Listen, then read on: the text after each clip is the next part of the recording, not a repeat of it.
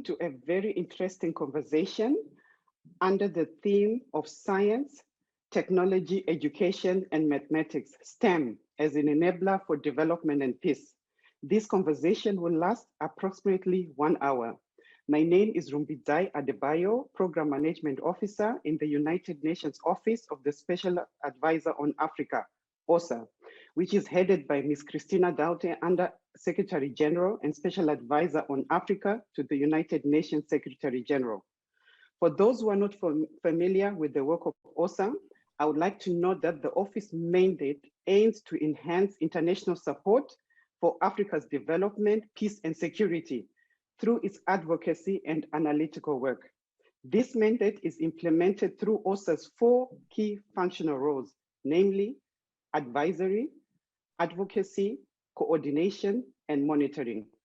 To fulfill this mandate, OSAA has established an African knowledge network consisting of eminent African scholars, practitioners, and experts who can be key players in researching and proposing tailored indigenous, practical, and country-specific and evidence-based recommendations and inputs to policymakers in view of promoting the 2030 Agenda for Sustainable Development and AU Agenda 2063.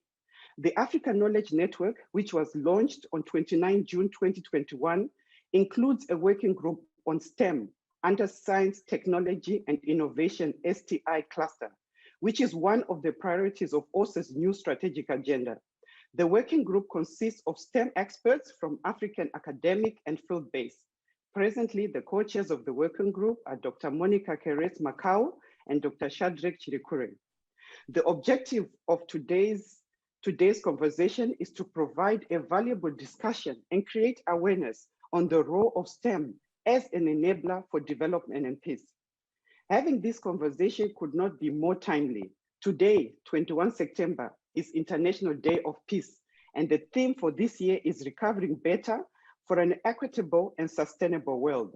The UN General Assembly, which is currently meeting throughout this week, has declared that this day is devoted to strengthening the ideals of peace through observing 24 hours of non-violence and ceasefire.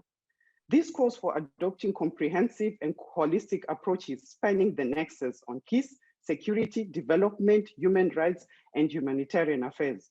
OSAA, through its advocacy and analytical work, continues to highlight emerging and persisting challenges in promoting the nexus approach in Africa. Therefore, the conversation will explore the role STEM can play in the implementation of most peace-building programs, such as socioeconomic development, good governance, performance of justice, security institutions, culture of peace, justice and reconciliation, and peace education. Without further ado, I would like to hand over to Dr. Monica Kerretz Macau, moderator for this conversation. Dr. Monica, you have the floor. Thank you. Thank you, Rumbi, for a fantastic introduction to what I know is going to be a lovely conversation. With me are amazing professors and academics in the African region and in the international continent, based all over the world. Allow me to ask them to introduce themselves. I will start with Mr. Shadrach Shikirukwe.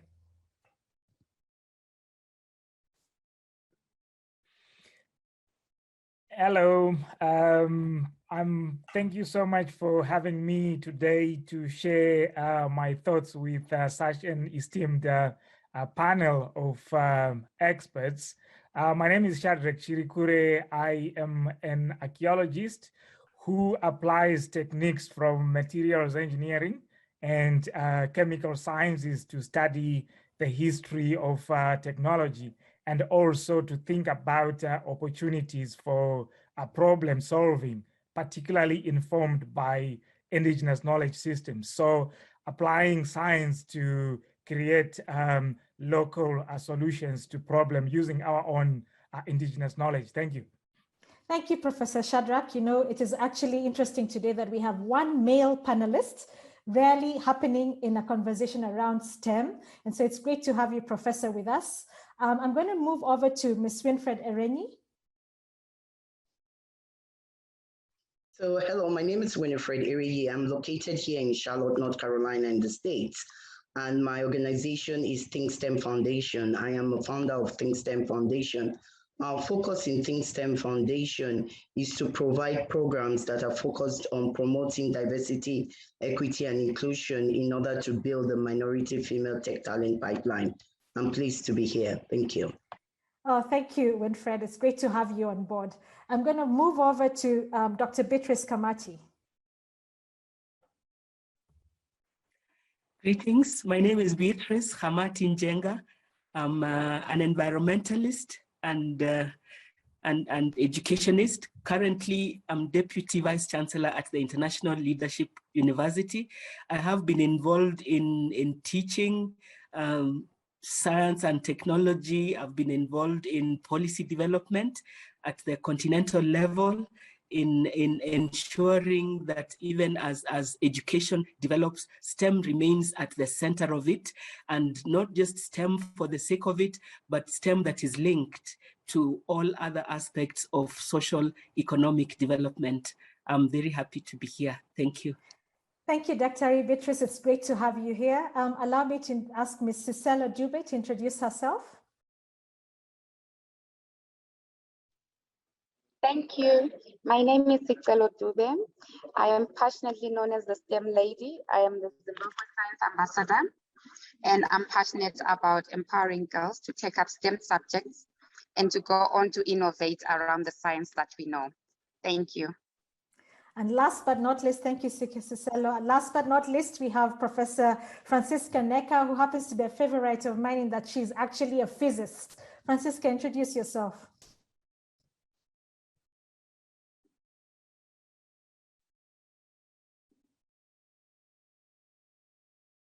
Francisca. My name is Francisca Necker Okeke, a professor of physics, University of Nigeria, Nsukka. And I'm also director Institute of Climate Change, Energy and Environment, University of Nigeria, Nsukka. I'm a laureate of UNESCO Award, Laureate UNESCO Award 2013 for women in science for physical sciences. I've been mentoring particularly girls and women in physics and science. I've been moderating them and modeling them, and I'm still doing the work. I've written some books concerning STEM and women in science. Thank you very much. Thank you, Francisca. As you can see, there's an amazing panel before us. In review, moderating this panel is Professor Monica Kerretz Macau, Dr. Monica Kerretz Macau. I'm dialing in from Kenya, Nairobi, and I am the academic director for Africa at Thunderbird School of Global Management. But beyond that, I'm passionate about technology and the role of ICT and innovation in our everyday lives, and thinking to see where we can go and where we can be.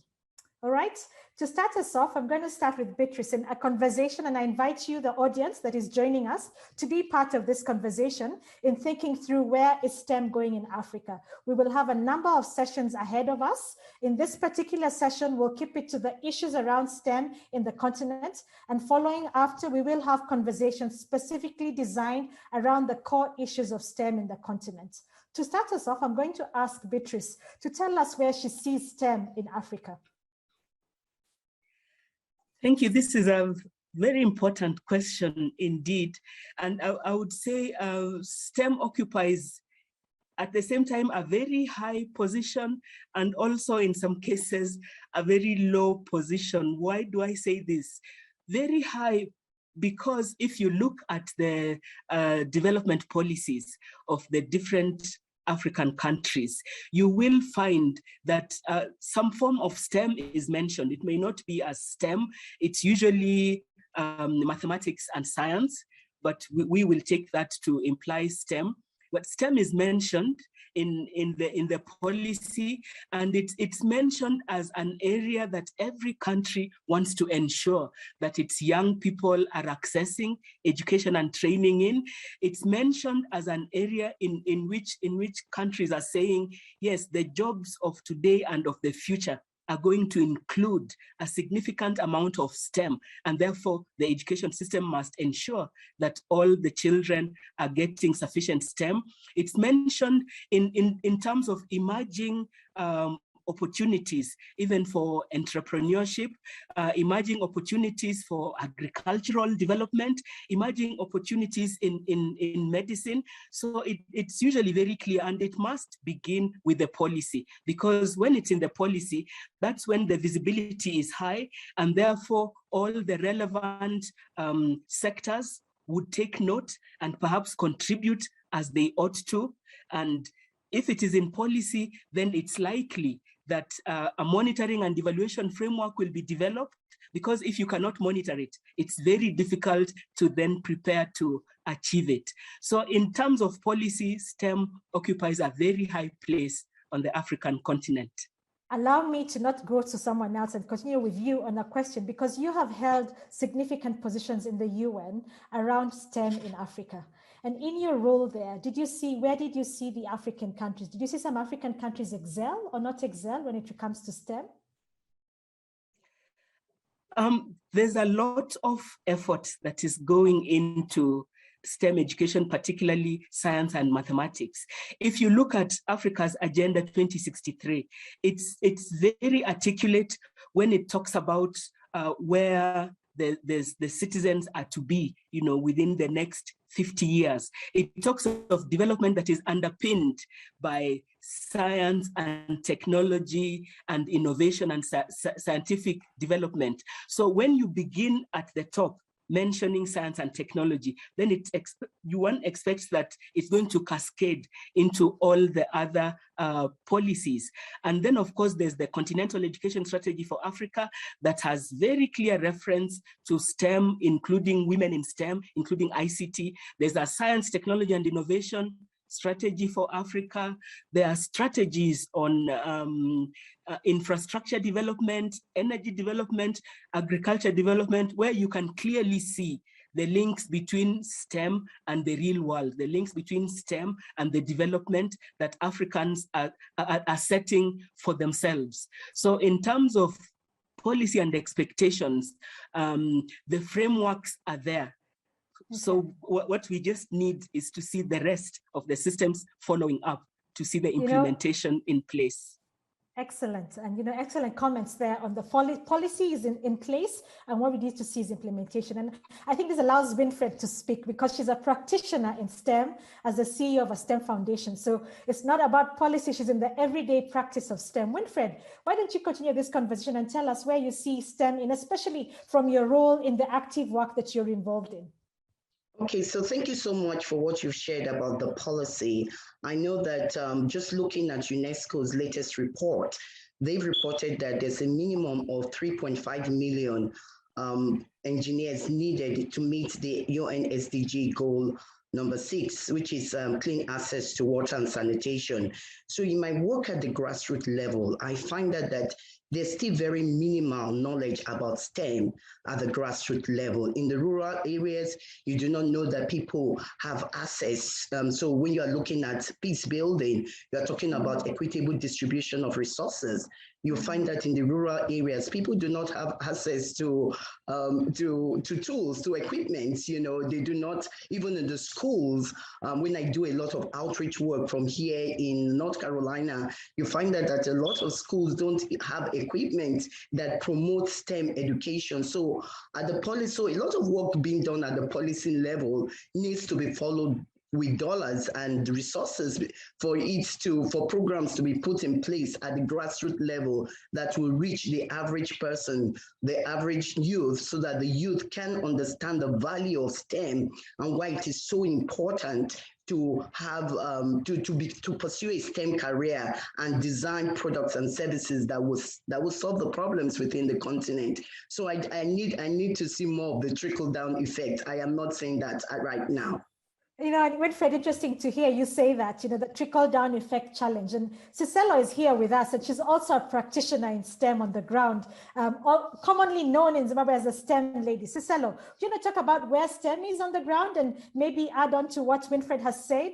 Do you agree with her? Do you see it on the ground?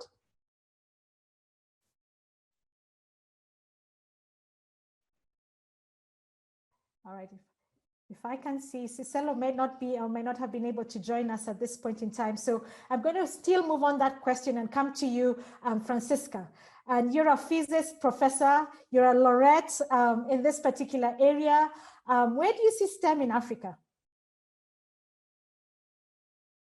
I think you're on mute, Francisca.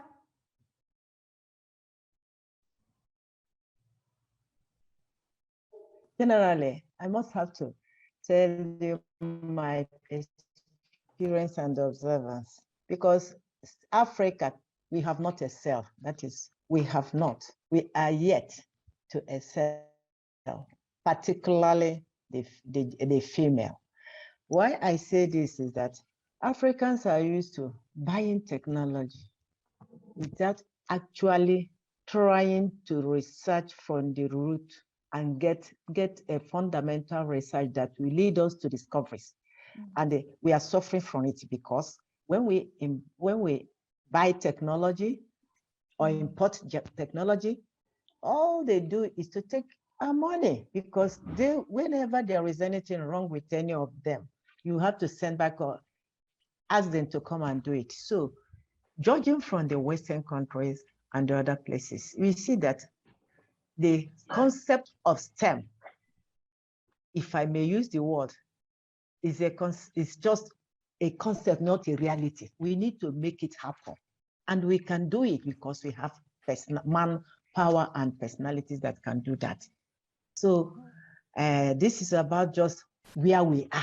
There is no need trying to find ourselves or to see that we are there. We are not there yet. We are yet to be there with our efforts and determination.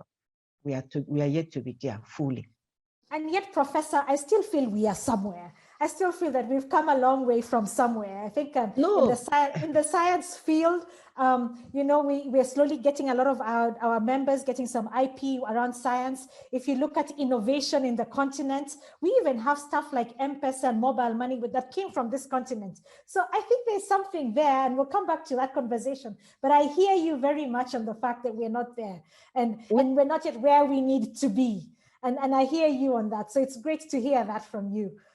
Maybe ask Shadrach, tell us as we sort of think through and wind down on this question of where we are, what is your position on this in the continent? I think we have to acknowledge the great work that has been invested into STEM, both at the policy level and trickling down to the ground. However, that is not enough. And I agree with my colleague, the physicist, that part of the problem that we have is that as Africa, perhaps we have not clearly thought about what is it that we want. You know, why haven't we domesticated the concept of STEM to shed it off the Eurocentric baggage that is associated with it? What I mean by that is we have a lot of local knowledge. If you go to Samburu in Kenya, you have people who can tell you about climate science and climate change. They can tell you about the medicines that can cure animals and what some people call, IKS. And yet there is quite a lot of science. There is quite a lot of, innovation that can be harvested from that. So are our policies relevant? Do we have the policies that can allow us to harvest those riches that we have, what one might call the low-hanging fruits? So if we are able to tap into where we have strength, I think the takeoff for STEM would be quite great. Interesting comment, Shadrach and Professor Francisca. As you can see, it's clear that we are not yet there. But Winfred, let me come to you and maybe ask you the question. In the stuff that you've been involved in, where have you seen the strength of STEM? And where have you seen STEM work in the continent, and or not, where has it worked? Because so many times, as Africans, we always look at the negative. Maybe we start with the positive. Where is it working in this continent? Maybe you can provide us some examples, and then I'll go to the rest of the panel as well with that same question. Where is it working? Yeah, I like what Professor Shadrach has said, and Francesca. They have really talked about the fact that there's already science happening in Africa.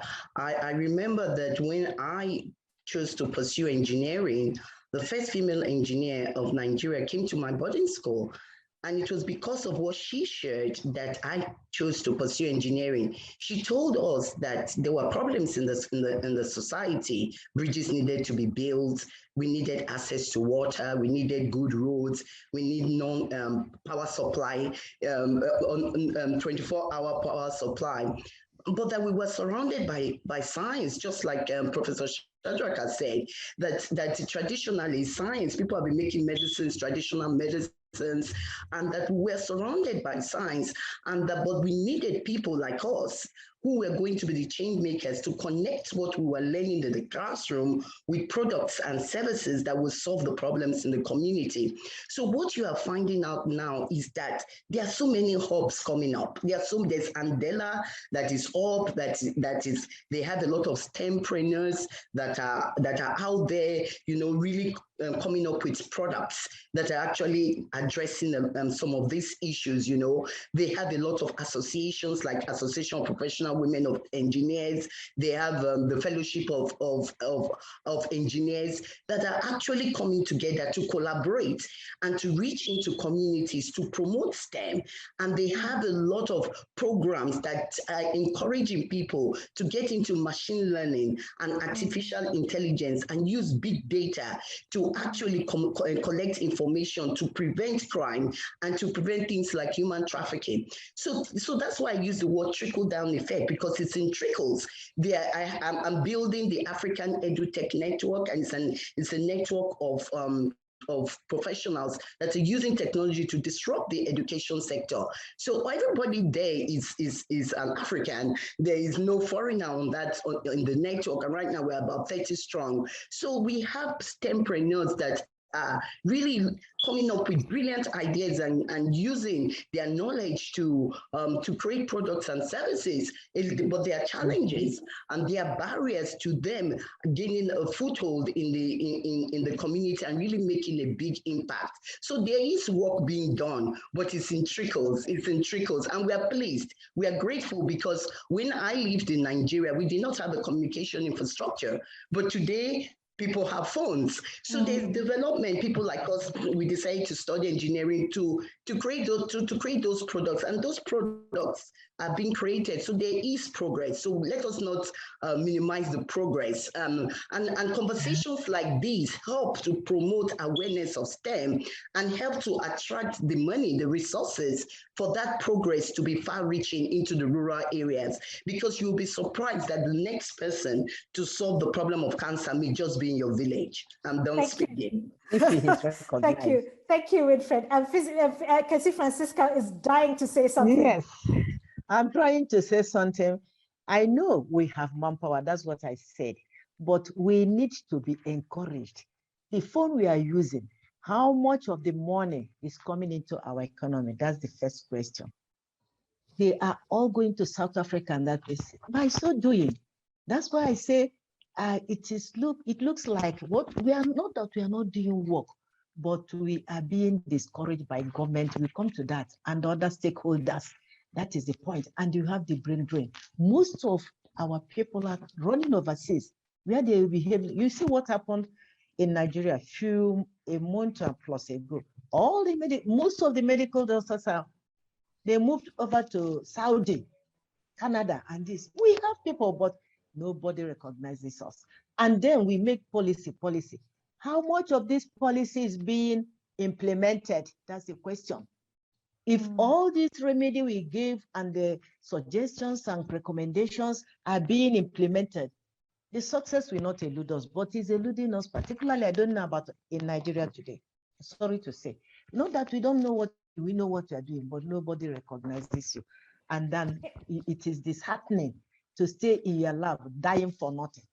Sorry to say this. Interesting, Francisca. Your comments are very welcome, and this is an interesting debate I'm hearing. Cicella, I don't know that you're able to connect back. Please let me know through a chat if you're able to connect, and would love to hear your voice and comment on this. So in the interim, I'm going to ask Beatrice.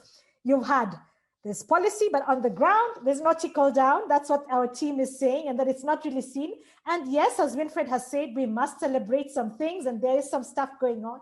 maybe to ask you to sort of, what can countries do and what should countries be doing to get things on the ground, to move away from just policy to the ground? What should countries be doing around STEM?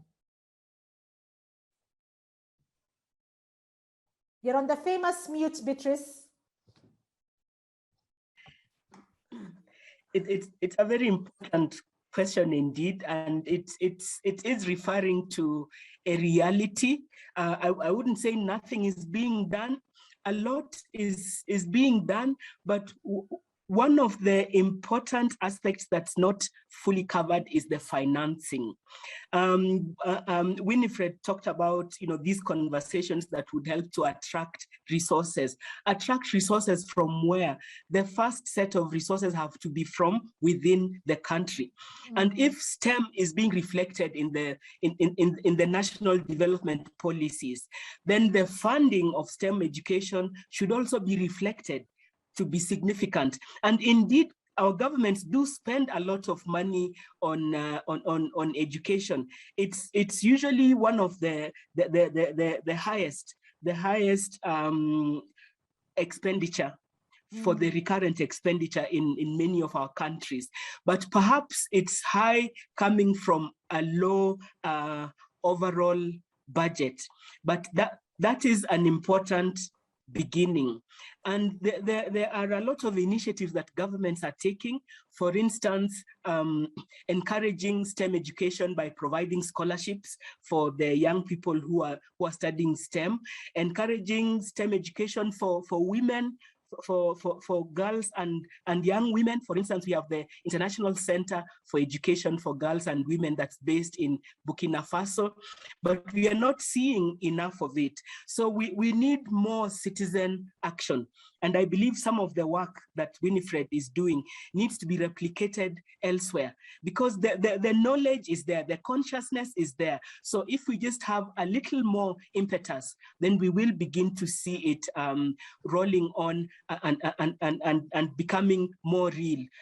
In many of the countries, the issue of teachers of STEM is way up there, and they do recognize it. You look at the education policies and strategies, and they do mention that more teachers need to be trained in a way that encourages STEM, as opposed to, you will find there are many teachers who discourage the young people from taking up STEM subjects. Who is mentoring them? Who is showing them that it works better when we do it in this particular way? So we need a lot more of those citizen initiatives to encourage STEM. But I believe quite a bit is being done, but a lot more can be done still. And you've touched on very important things: financing, education, and teaching and mentoring. So very interesting things. And I'm going to, sort of deep dive, hopefully in the next few minutes towards that. But I can see Cicelo is back up. And Cicelo, welcome back and glad to have you. And we do know technology is a challenge everywhere in the world. It's not only in the continent. So to have you, and you're a lady that's been active on STEM on the ground. And we've had several conversations around where is STEM on the ground. And maybe you could speak, Cicelo, what are you doing around STEM education? Beatrice has just talked about the fact that countries need to work on education and teacher training. What would you say and speak to that? Yes, thank you so much. And yes, it is something that I'm passionate about, because I've been a science teacher for quite some time. And what I see in Africa is an issue of those who can afford getting the best. And you have more of those children taking up the STEM careers because they're in schools where there are laboratories. They're in schools where they can experiment. And science is not the same if you're not doing it practically. And then we have the schools in our rural areas. These cannot afford the infrastructure. As a result, the gaps in STEM remain big between the urban and the rural. To cement to that, it gets bigger between the girl child and the boy child, because the girl child generally, even you can imagine, even in town, there's still that social cultural thing. You say a girl can do this, a girl can't do that. What more in the rural areas? It gets worse, and there's no source of motivation. There is no lab. Maybe the boys can be allowed to think outside the box, where the girl child is already confined to being a teacher and the other things. So I think the issues are around the infrastructure, the buying power, the financial bit of a family, it influences a lot. But we really need to continue to push for STEM education on government policies, make sure that even the rural schools, they get internet connectivity, they're able to do computer labs, they get enough funding, they're able to build and construct science laboratories. And then we can now start talking about STEM going all over the country. Thanks, Gisela. I still want to hear a little bit more of your voice because those are fantastic comments that you've just come in. And since we still have you on, maybe, Gisela, would you really comment on your work on the ground? What have you seen has worked, and really why has it worked on the ground? I think what I've seen to work is initiatives around empowering the young people to do things that contribute to the STEM education. Right? So a lot of people talk about the government needs to do this one needs to do that. But when you empower the youth to bring solutions to the education sector, so much more happens. So the culture of innovation, the culture of saying what you've learned, the science you now know, converted into solutions that can come back and help the education sector, it works. You see right now in Zimbabwe, we have young people innovating around digital laboratories, because they know we can't afford the equipment. So now a child, even in the rural areas or in a township school where they can't afford a lab, can now go online and see a beaker and, do a practical online, So the young people are doing so much towards contributing to STEM education. So let's let the young people innovate. Let's tell them the problems we have, and let's empower them to give us solutions. Let's stop this thing of saying they are young, let everything be done by the government and the older people. Let's give the youth a chance. Wow, well said there. I don't think there's anything to add on let the young people. So governments, if you're listening, one of the points being raised here is allow the youth to really do something. And, Beatrice also began by saying governments, let's think about financing and let's think about training. And Winfred, I know you talked about the dollar money and financing. Do you know, add on what you think governments should be doing on the ground to work on with STEM?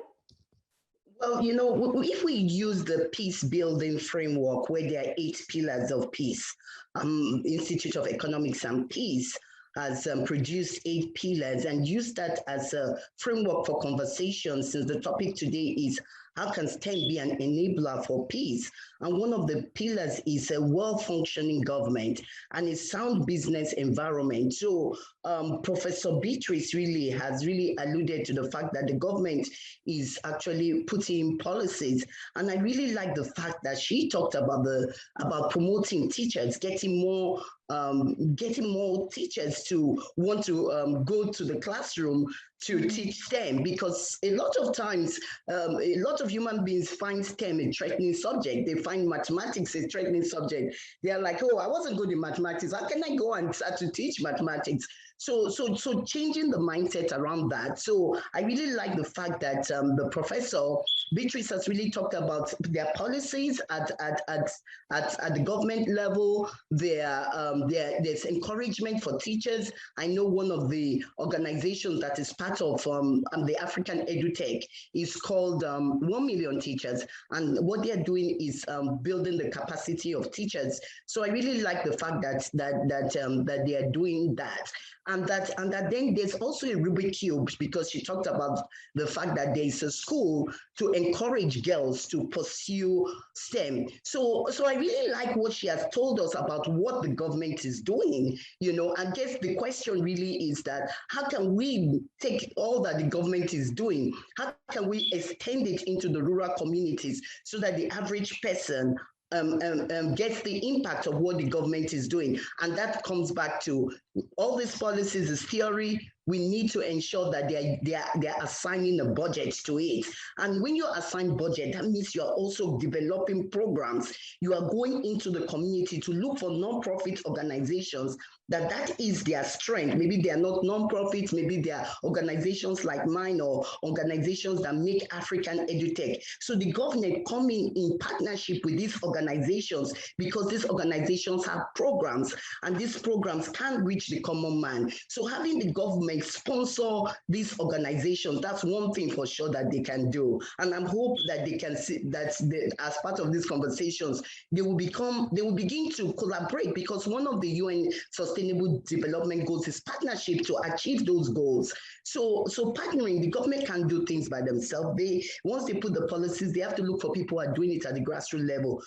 Give them the funding and so that they can roll those programs into the community. That's one thing they can do. I'm done speaking. Thank you, Winfred. And Francisca, we've talked about what governments can do, and let's look at what is education doing for girls, and what are the universities doing around girls and STEM, and really getting women to be involved in STEM. So I'm going to come to you, Francisca, and to Shadrach, and just thinking through where do you see, and as a physicist and as a science practitioner on the ground, where do you see, how can we encourage more women like yourselves? There's a good number of women here to continue in the role of STEM and encourage STEM on the ground. We've talked about training, but where do you really see the challenge being, and how do we encourage and work on this on the ground? Francisca, you're on mute.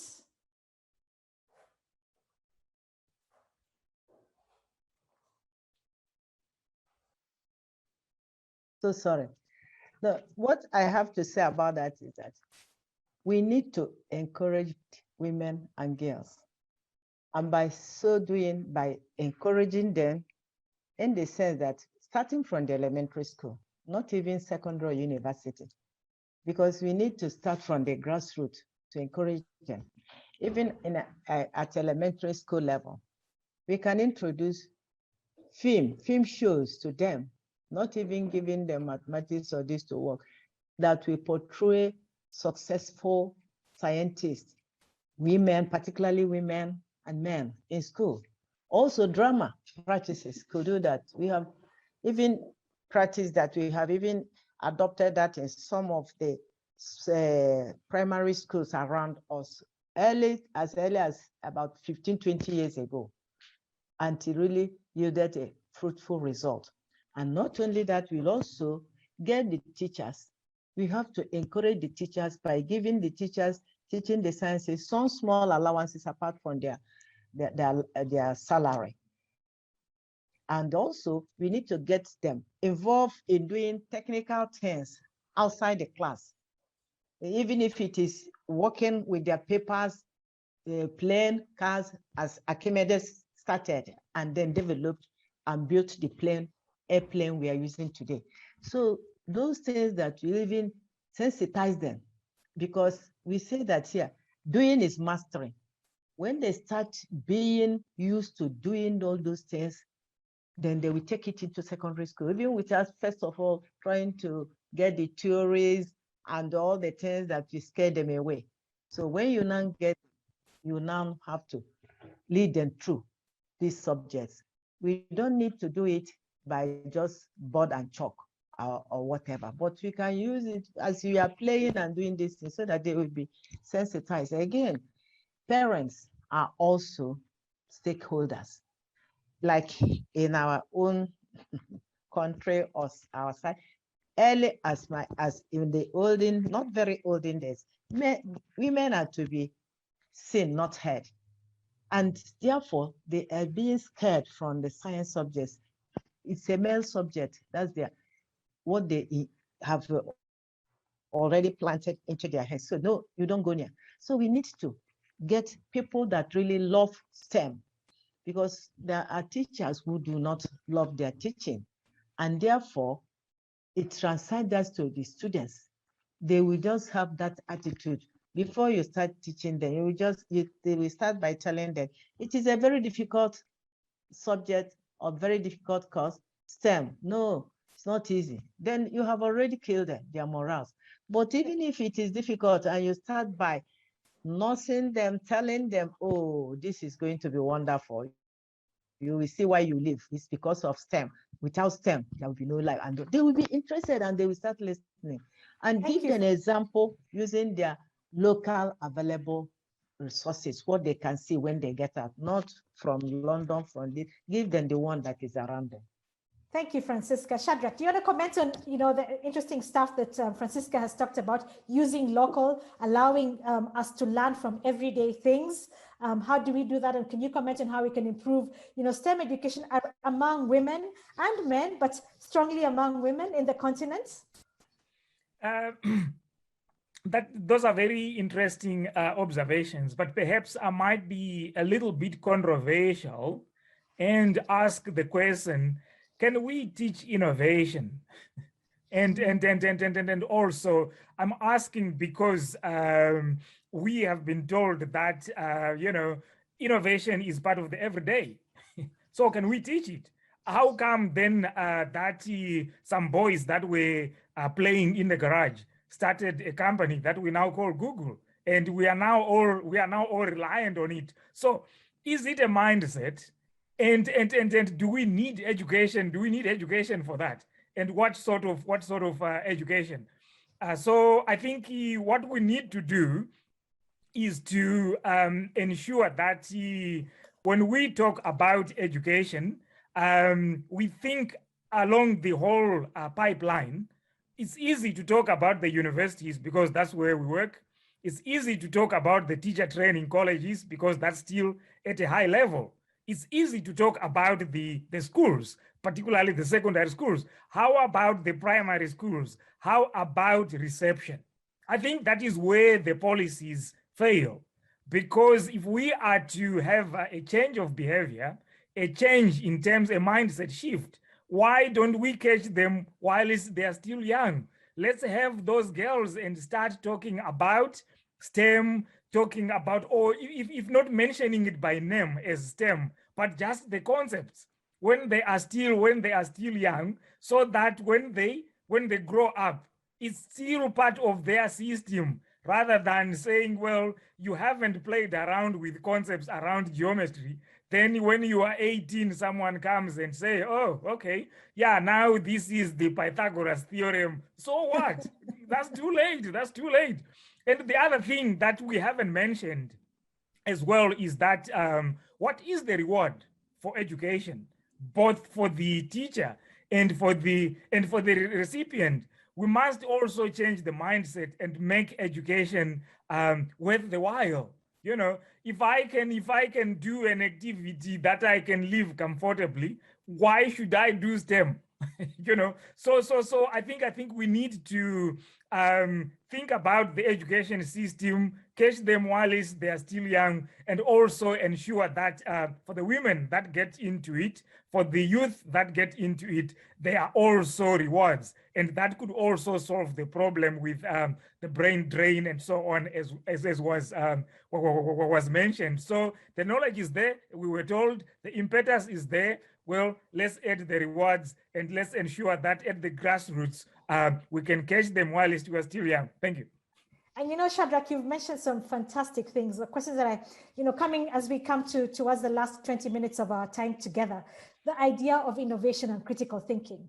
And how do we think differently? How do we innovate? Are we innovative thinkers? How do we create innovation in the continent? How do we create a culture of entrepreneurship, of entrepreneurial thinking around the entire STEM conversation? And how do we do this? And allow me to ask all of you, to make comment on this. Is it possible for us to think differently from the old school methods about learning? And how do we become entrepreneurial as a continent? And how do we apply the ideologies of science, technology, innovation, engineering, and maths to everyday things for development, for thinking about development and peace? How do we do that in this continent? And can you make some suggestions to this? I'm going to start with you, Winfred. Shadrach has given us some really good thought-provoking. And so Winfred, why don't you start us off? And I'm going to go around really thinking through how do we create an entrepreneurial culture in our continent around STEM? Okay, so very good, thank you. The answer to that question is that we have to change the education curriculum. The education curriculum that exists right now is for a generation of making autos, making cars, making aeroplanes, a factory-based generation where you have students in the classroom all like a line, and you have a teacher giving them information, and the students have to regurgitate that information. That has to change for this innovative world that we're in, in order to make Africans competitive. And so the curriculum that is working is called the project-based curriculum. Project-based curriculum where the students really get involved in projects. One of the panelists talked about learning by doing. Science is about doing. The more that you teach kids about a growth mindset whereby you are not penalized for failing, but that every time you do not get the answer, it's a learning experience, and you can use the information that you have learned to try again. So once you begin to promote things like Professor Shadrach talked about mindset. So there needs to be a change both in the area of mindset and skill set. You've got to start to talk about growth mindset. You've got to start to remove that barrier that girls have to pursue STEM careers, where teachers will say, oh, a girl is not suited to a STEM career. So you've got to start to work with the teachers, changing that rhetoric. And that is all about mindset, breaking that barrier. But in addition to that, you have to introduce role models like girls women like me, who are actually in the States, who were doing a lot of programs in Africa, coming to talk to schools, talk to young girls. A woman came to talk to my school when I was 14 years old, and that's why I chose to pursue engineering, and so many of us. So you have to have things like that. But changing the curriculum to a project-based curriculum is what encourages an entrepreneurial and innovative mindset, where you have people coming together in a team and having a problem in the community that these people have to come and brainstorm together and come up with unique solutions to that problem. Guess what that is going to happen? What that's going to create? That will foster creativity, that will foster out-of-box thinking, that will foster teamwork, that will foster collaboration. So that model is really what is being introduced here, and is really what is causing people to design products and services that meet the needs of the community. And don't speak it. Thank you, Winfred. And, you've just talked about the fact that we need to change our curriculum. And, I really struggle with that, because even here, when I think about practical, concepts around class in the continent, part of the challenge we have is government, and really, how do we change government policy around practical curriculum? Beatrice, maybe speak to that. Winfred says that as we end the conversations around how do we, Beatrice said we need to change curriculum. How does that happen practically with policy and governments not, listening to changing curriculum? Thank you for that question and the input by Winfred. I'm pleased to report that in my reading on what's happening in education around Africa, many governments are addressing their curricula. Many governments are now looking at what they're calling competence-based curricula. Of course, it means many different things to many different people, but the whole idea is what Winfred is talking about. Begin with the outcome that you expect, and then work, the children towards it. And that, of course, is going to be, it's going to be very demanding on teachers, demanding a creativity that has not been passed on through the traditional teacher training. So we would have to look at that. It's demanding even on the parents. It's demanding on the infrastructure that is required for this kind of education. But there are places where it is working. And this is where STEM education can also be an instrument for countries working together. You could call it STEM diplomacy if you like. If it's working, if it's working in certain pockets in my country, can we then bring together other countries so that we learn from one another and see how we can replicate it? If it's working, perhaps because the expensive laboratories, etc., have been developed in such a way that groups of schools are sharing facilities, as opposed to every school, wanting to have its own laboratory, wanting to have its own, computers and all that. How are they making it work in some countries so that it can also, be replicated? But the other thing is, who in society benefits from STEM skills? Of course, the answer should be everybody. But one part of that everybody sticks out: industry. They're the ones who are going to get those skills and then end up making lots of money. Can we get some of that money back into the education system? Can we have African industry investing in African education as opposed to always looking for, the dollar coming from here, there, and everywhere? Of course, we have diaspora, and we like it when they send in the dollars to contribute. But even that has to be managed so that a significant amount of that money goes into the education system. So let's bring the industry into the classroom so that when the graduates leave the classrooms, they will be ready for industry, and industry will have contributed to the curriculum, to the teaching and learning process, and therefore it will be easier for them to make use of those of those skills.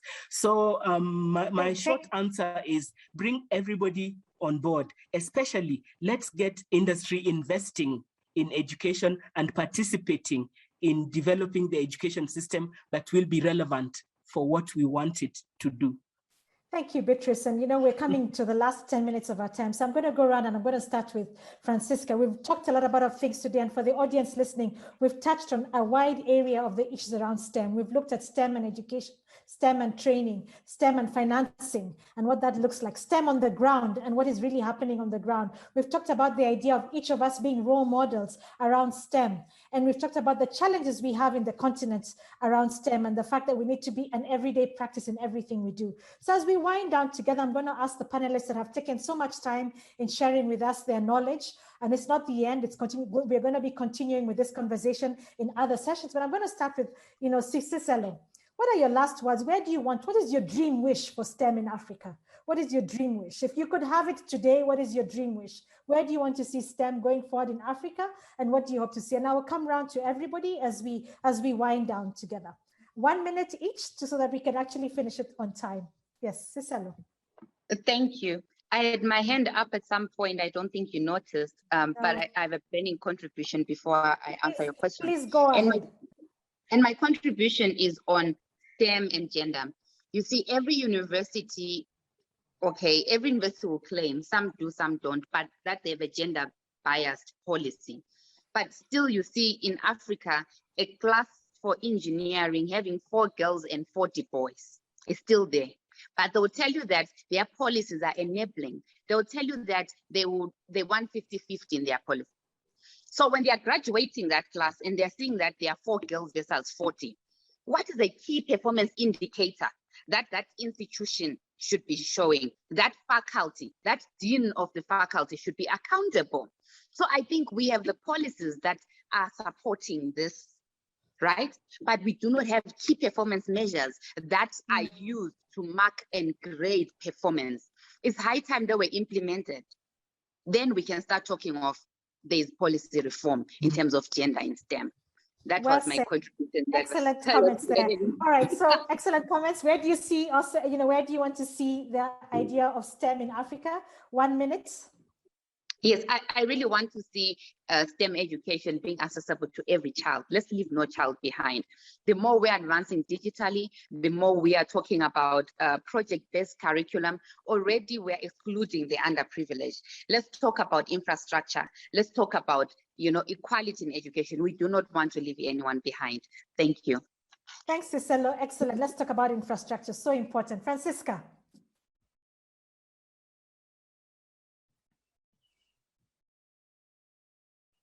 You're on mute, Francisca.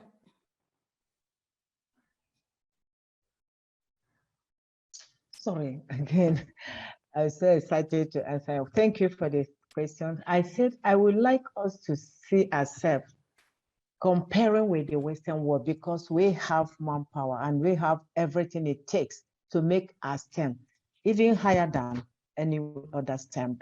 So I would like us to see that everybody acquires this skill through teaching and learning process and demonstration, because as I said, demonstration is better than theory.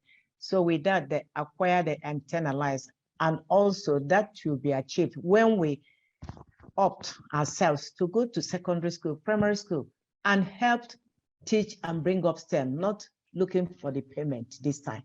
So we model them, and that's what we have started doing around us, especially the village schools. Thank you, Francisca. Winfred, over to you. Where do you want to see STEM, and from your position as you speak? Yeah, so the title of today's conversation was STEM, Education as an Enabler for Peace Building.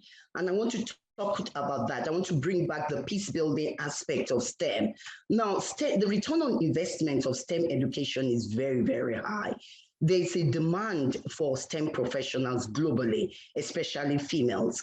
Now, when you're looking at return on investment, that means you're looking at income. And you know that when people have income, peace, there's peace within the country. There's a lot of violent extremism in Africa.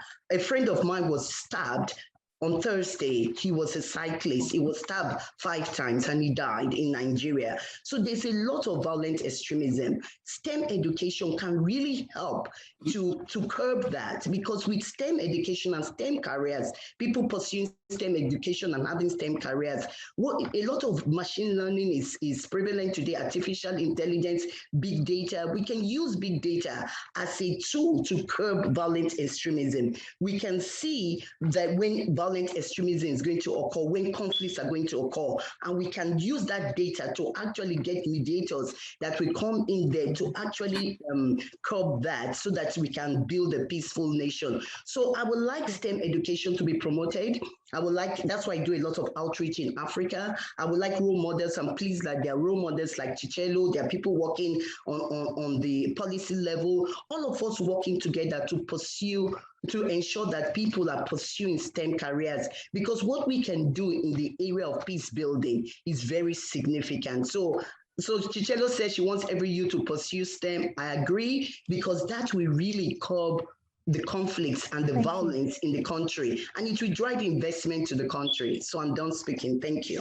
Thank you, Winfred. Shadrach, as our co-chair, to wind us down on the conversation around where we see STEM, I think really say, where STEM and peace development, and STEM and the role of development and peace, maybe you wind us down as a co-chair and really speak to where you see STEM in Africa in relation to that.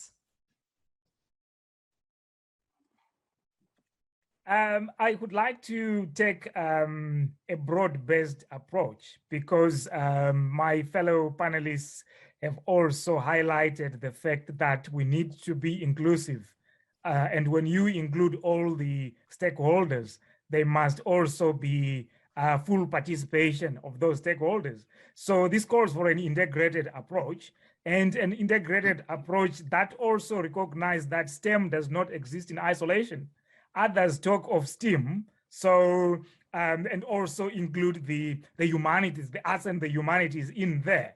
That is also fundamental in terms of, particularly in terms of a peace building. So we need collaboration, and we also need to, again, I emphasize the idea of a mindset shift. We can solve our own problems. The current challenge is that although we have the talent, our problems are solved on our behalf, and the money goes to those people that solve our problems. So each time we are taking money and giving it away, we must have pride in African things. This is I'm wearing a shirt which was made in Kenya, and not that no, I only wear shirts that were made in London or in New York. So those are the kinds of things that we need to do. If we change that mindset, coupled all the ideas that we were told, and we have a curriculum review and overhaul, I think Africa is strategically positioned for a very successful takeoff. So I am very optimistic, and I will end on an optimistic note. Thank you very much, Shadrach. I want to thank all the panelists. I want to thank the audience first and foremost for taking the time to be with us in this conversation. I invite you to join the remaining conversations we shall have around STEM. We've just begun, not even a tip of the myriad of issues around STEM. It is Peace Day today, and I welcome you and invite you to reflect on peace and development in your own space. Peace is the absence of war. It's also the presence of harmony. It's also the presence of development around us. What is development around you? What does peace look like around you? And how can STEM be part of that process in creating a society that is thinking about peace and development? Thank you very much. I want to thank you and OSAA that has been part of us. To all the team behind the scenes, I want to thank you for the support you have provided us, and we look forward to working with you again. Thank you very much, and we look forward to seeing you next time.